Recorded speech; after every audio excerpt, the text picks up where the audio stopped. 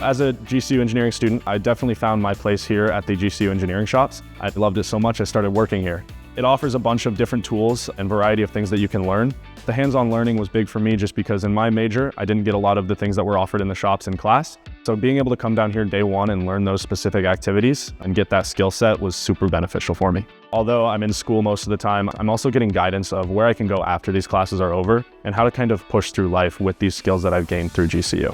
This room is our hot shop. We've got 3 different welding machines here. We've got 2 welding tables so you can have different spaces to work on. Over here in the corner of our hot shop, we have our plasma cutting table. So as you can see, we've got a big bed that we can throw sheet metal onto. This is where you'll insert your file of your cut. So any design that you want to cut out. Easiest examples I like to give are family ranch names on a big old piece of metal that hangs above the entryway into the ranch. You can take that name, throw it into the podium, and then as soon as you hit go, it'll send a bolt of plasma through the actual piece and travel along that arc and cut out your piece perfectly for you.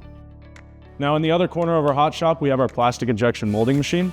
What this is essentially doing is it's taking 2 halves of a mold, pushing them together, pumping molten plastic into it, cooling it down in that shape, popping it open, and popping the part out. After it's done, it'll pop down onto a conveyor belt where you can just collect them all, so it's an automated process that you can just pump out a bunch of products with.